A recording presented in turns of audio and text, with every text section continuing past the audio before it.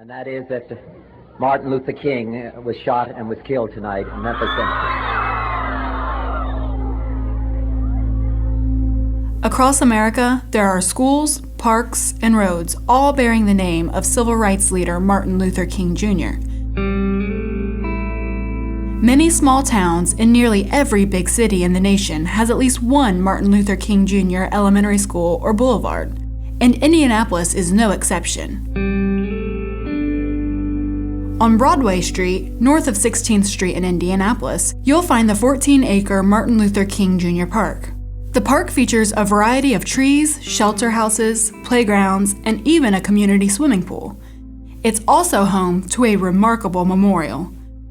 Approaching the memorial, you pass between two metal walls.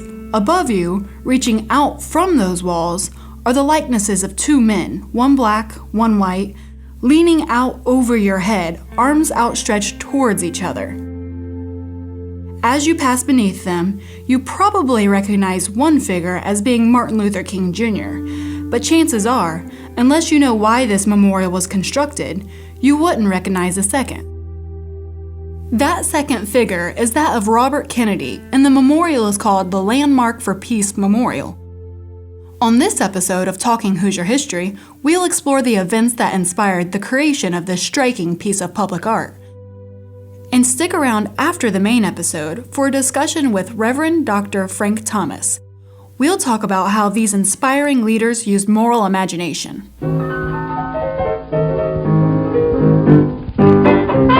Hello and welcome to Talking Hoosier History, brought to you by the Indiana Historical Bureau. For over a century, we've been marking Hoosier history.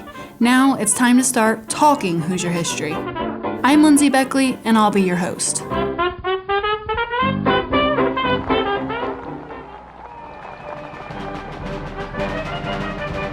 On March 16, 1968, Robert Kennedy began his presidential campaign when he declared, "I am today announcing my candidacy for presidency of the United States.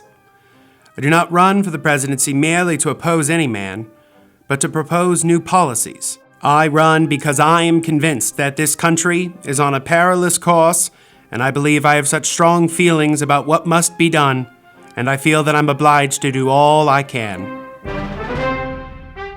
He planned to win the Democratic Party's nomination through the popular support of voters in primary elections, a strategy that had worked for his brother, John F. Kennedy, 8 years earlier.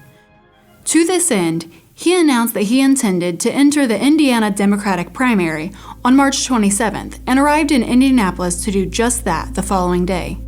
Kennedy's Indiana primary campaign was set to begin on April 4th, 1968. Throughout this same time, Martin Luther King Jr. was also in the midst of a campaign, although his was not one for political power. It was one for social change, and it was known as the Poor People's Campaign.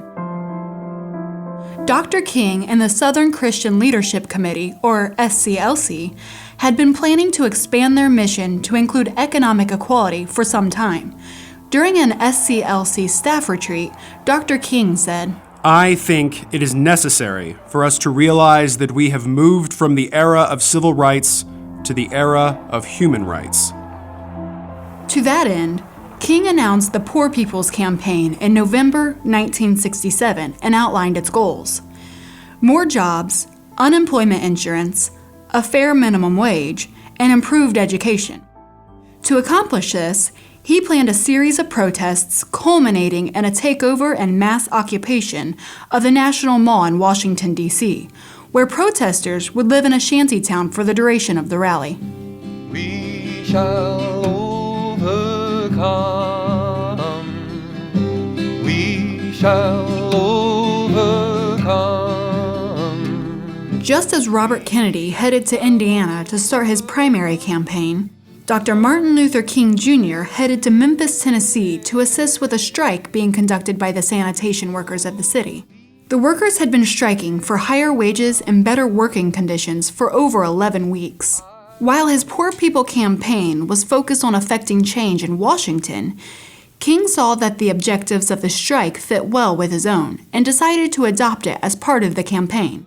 So, That's how King and Kennedy came to be involved in two different campaigns in two different states on April 4th, 1968. Although they were hundreds of miles apart, the events of that day would forever link the two men in the pages of history. We'll walk hand in hand someday. Both men had busy schedules on Thursday, April 4th. King was sequestered in closed meetings throughout the day, likely with other local and national civil rights leaders. Kennedy gave campaign speeches in South Bend and Muncie before flying to Indianapolis for a rally in a majority black neighborhood. Around 6 o'clock that evening, King was preparing for dinner. Kennedy was in the midst of a speech to the students of Ball State University. King stepped out onto the balcony of the Lorraine Motel and was shot by a sniper. Kennedy stepped onto a plane and received news of the attack on King. King was pronounced dead at around 7 o'clock p.m. Kennedy arrived in Indianapolis and was told that Dr. Martin Luther King Jr. was dead.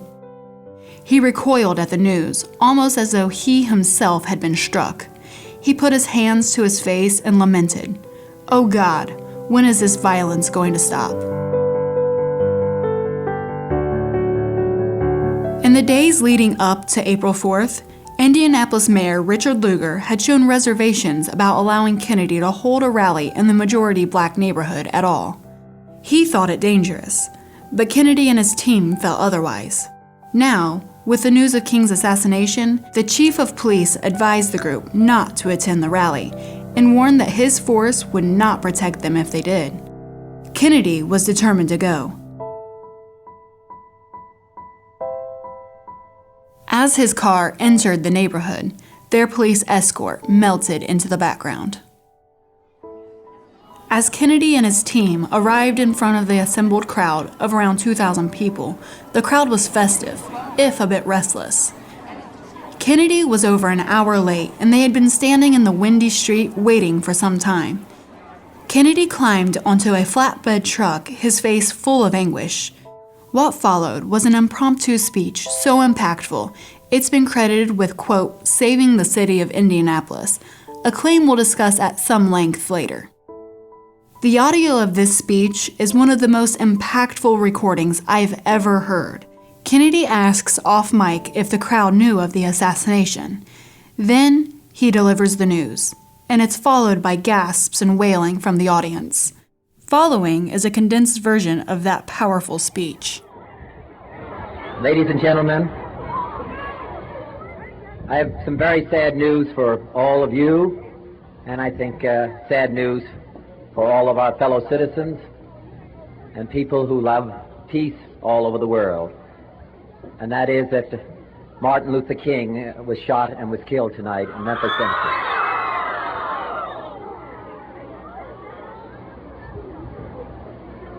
Martin Luther King dedicated his life to love and to justice between fellow human beings. He died in the cause of that effort. In this difficult day, in this difficult time for the United States, it's perhaps well to ask what kind of a nation we are and what direction we want to move in. For those of you who are black, you can be filled with bitterness and with hatred and a desire for revenge. We can move in that direction as a country, in greater polarization,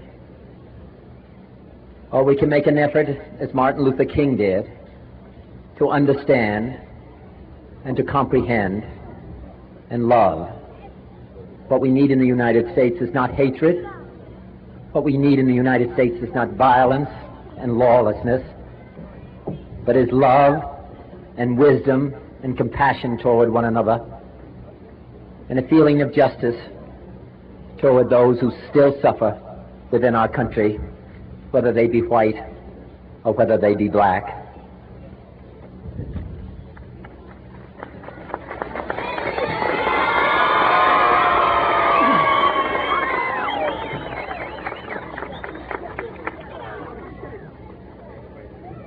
It is not the end of violence. It is not the end of lawlessness, and it's not the end of disorder. But the vast majority of white people and the vast majority of black people in this country want to live together, want to improve the quality of our life, and want justice for all human beings that abide in our land.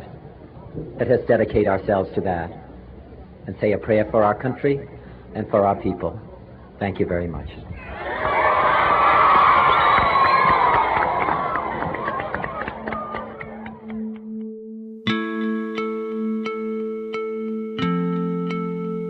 In the wake of Dr. King's death, grief and anger spread through the black communities of America. In the days and weeks following, the already high racial tensions came to a breaking point. In over 100 cities across the United States, this resulted in civil unrest and even rioting. There were over 40 deaths and 4,000 injuries. Chicago, Cincinnati, and Louisville, all fairly near Indianapolis and with similar demographics, all had various levels of rioting. Indianapolis, however, did not. As Robert Kennedy finished his speech in Indianapolis, he urged those in attendance to go home and pray, and many did. Meanwhile, the riots were already starting in Washington, D.C., and by the time they ended 4 days later, over 1,000 buildings had been reduced to ash and 12 people were dead. The next day, on April 5th, Baptist Reverend Melvin Gurton organized a memorial in honor of Dr. King at the Soldiers and Sailors Memorial. Hundreds of people attended. Sam Jones, the leader of the Indianapolis Urban League, addressed Indianapolis's black community, saying, "For Indianapolis, I appeal for calm and reason during this period. This should be a time for prayer and soul-searching for all of us." Meanwhile, violence erupted in Chicago, ending with 11 deaths and 500 injuries.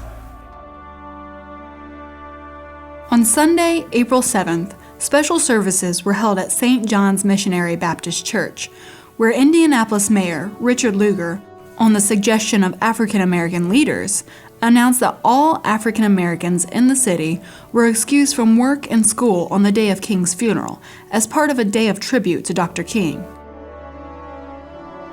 3 more commemorative services were held at Trinity Episcopal Church, where Reverend G. Ernest Lynch continued the cause for peace, saying, Martin Luther King was primarily a Christian, and so the motivation of his life was the power of unarmed truth, nonviolent, and unconditional love.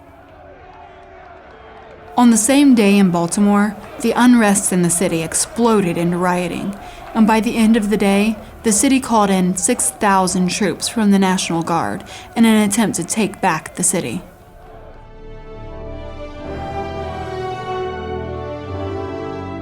This pattern continued.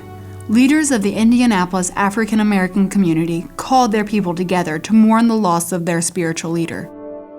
The people gathered. These black leaders called for continued peace. And peace continued. All the while, other cities were in chaos. Some sources credit Robert Kennedy and his April 4th speech as the sole savior of the city during what became known as the Holy Week uprisings. His show of support and call for peace in the face of violence certainly helped soothe the tensions in the crowd. For instance, directly after his speech, he and civil rights leader John Lewis attended a meeting and met with a group of people who Lewis described as black militants. Lewis said that the young black men entered the meeting with hostility and bitterness, saying that, quote, establishment people are all the same. Quote, our leader is dead tonight, and when we need you, we can't find you. In response, Kennedy said, Yes, you lost a friend.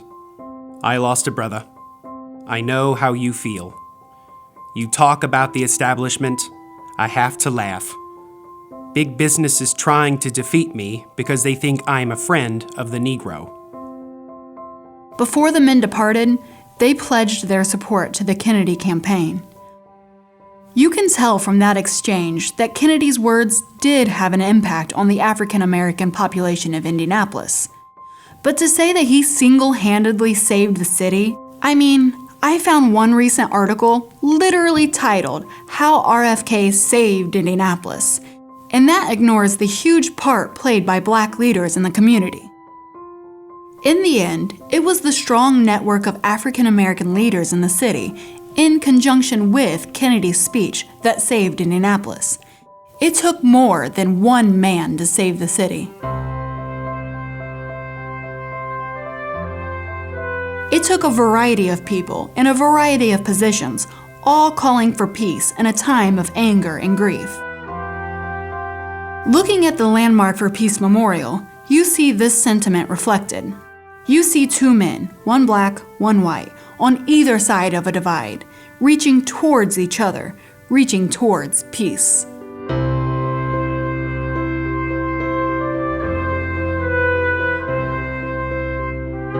Once again, I'm Lindsay Beckley, and this has been the last episode of Season 1 of Talking Hoosier History.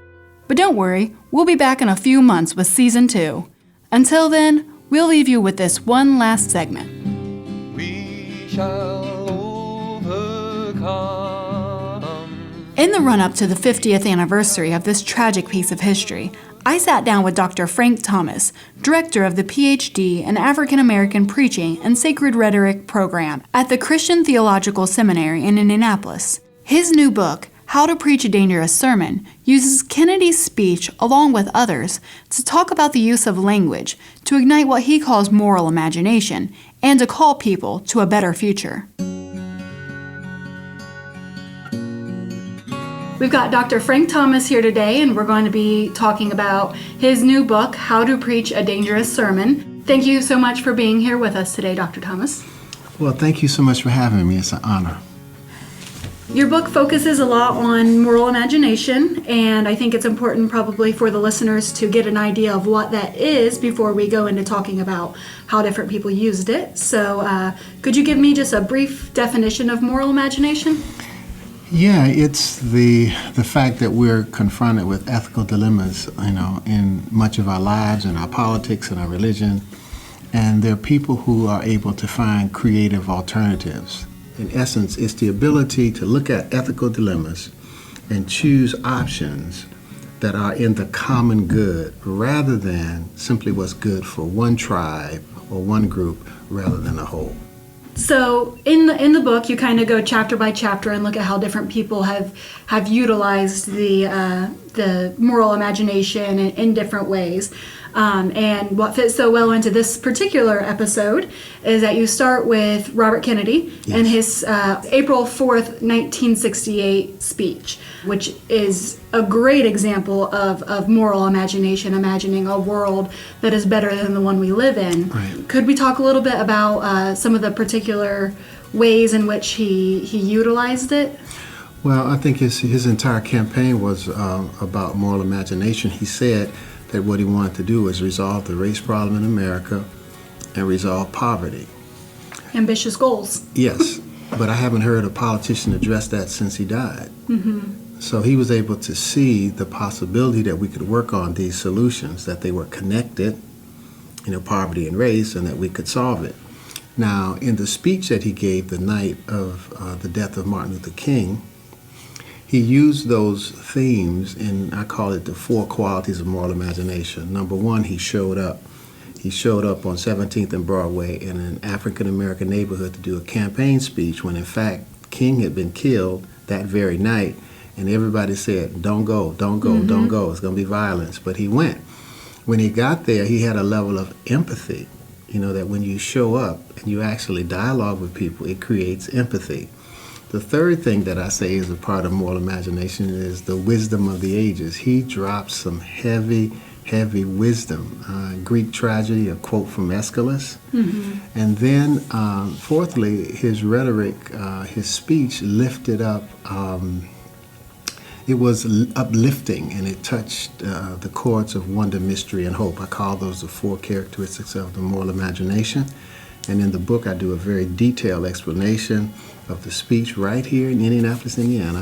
And I have not seen very few people generate this level of moral imagination. It definitely, when you listen to it, it's probably one of the more powerful speeches I've heard, especially given that it was rather impromptu. He had a speech prepared, and then all of a sudden that was kind of, ripped away, and he kind of came up with that.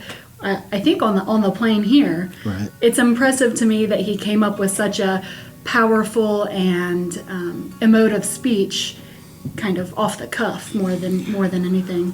Well, I think that he gave people what was in his heart and what was his imagination. He had been thinking about those things, and he had actually lived. So one of the points in the speech that he says is he tells the crowd, speaking directly to African Americans in the crowd, that my brother was killed by a white man.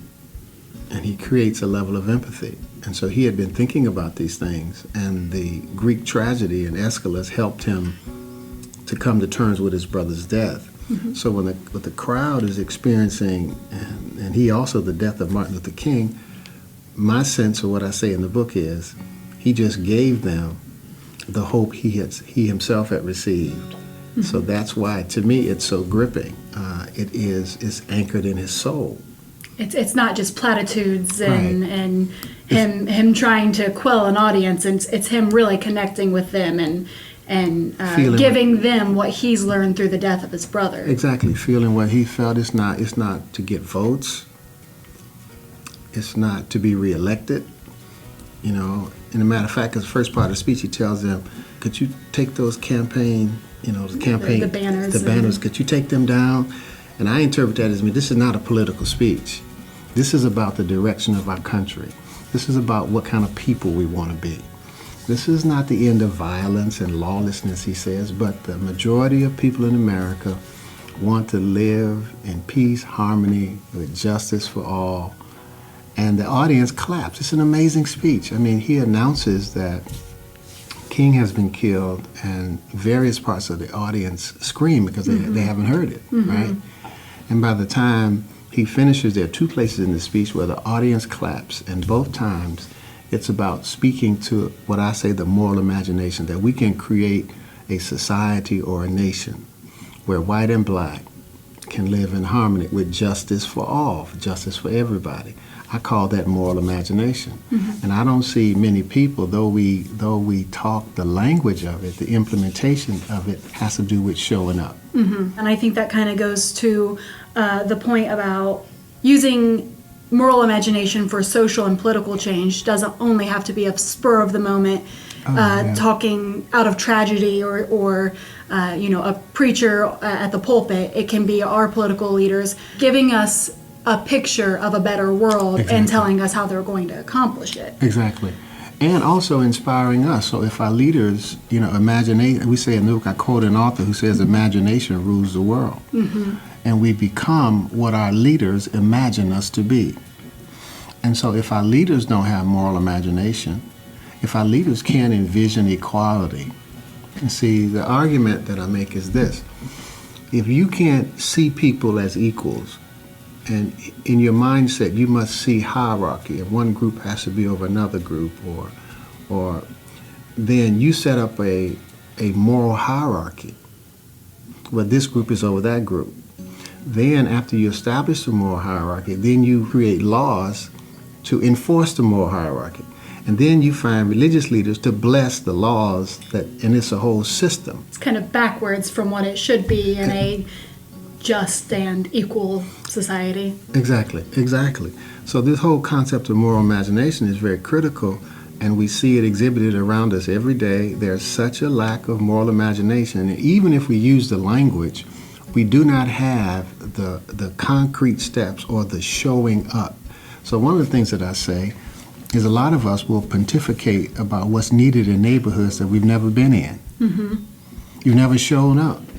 You never talk to the people. How are you going to come up with solutions for a community and you don't go to the community? You don't talk to any of the people in the community. You don't put any of the people of the community on your leadership team, on your cabinet, on your board of trustees. Mm-hmm. But you are spouting off what we need to do for the community. It's a lack of moral imagination. So the people experience it as paternalism. Mm. So when you look at what you want people to take away from this book, obviously the book is written towards preachers and people of the clergy, but I found it very enlightening, and there are a lot of things that everyday people and leaders and political leaders can take away from it as well. Could you sum up what you want people to take away from this book? Well, thank you so much. It is not just meant for clergy, though I am a clergy person, and so I kind of write, and I think that the religious and spiritual community has a tremendous amount to say about moral imagination that we're not saying. But what I want people to take away is really 4 things. The 4 qualities of moral imagination. You have to show up. You must show up. You cannot pontificate about people that you've never shown up to their community, you've never sat down and had food with them, you've never shared with them. So you have a bunch of uninformed information when you have not actually talked to a community, a community different than your community. Second, when you get there and you listen more than speak, when you go to learn more than to teach, or you go to learn and teach, then you develop empathy. And empathy creates bridges for new decisions about peace and justice. When you start to work on new directions for peace and justice, you're going to have to anchor that somewhere in a tradition, in spiritual traditions. Call it the wisdom of the ages. In political arenas, the Constitution, the Bill of Rights, you have to anchor it somewhere. So you're going to need the wisdom of the ages. And the 4th thing I want people to take away is that our talking, our speech, our rhetoric, our sermons have to lift and inspire people and put them in touch with wonder, mystery, and hope. If people are interested in finding the book, where can they find it?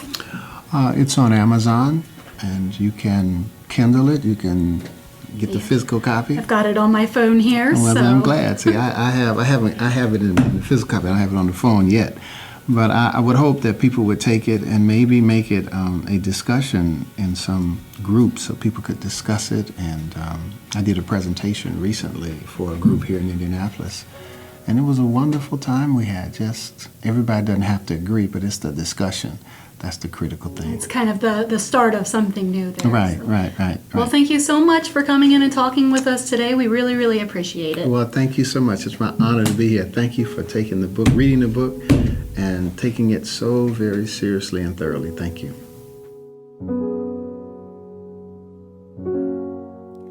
As always, thanks to Jill Weiss-Simmons, producer and sound engineer extraordinaire, and Justin Clark, the voice of newspapers here on the podcast.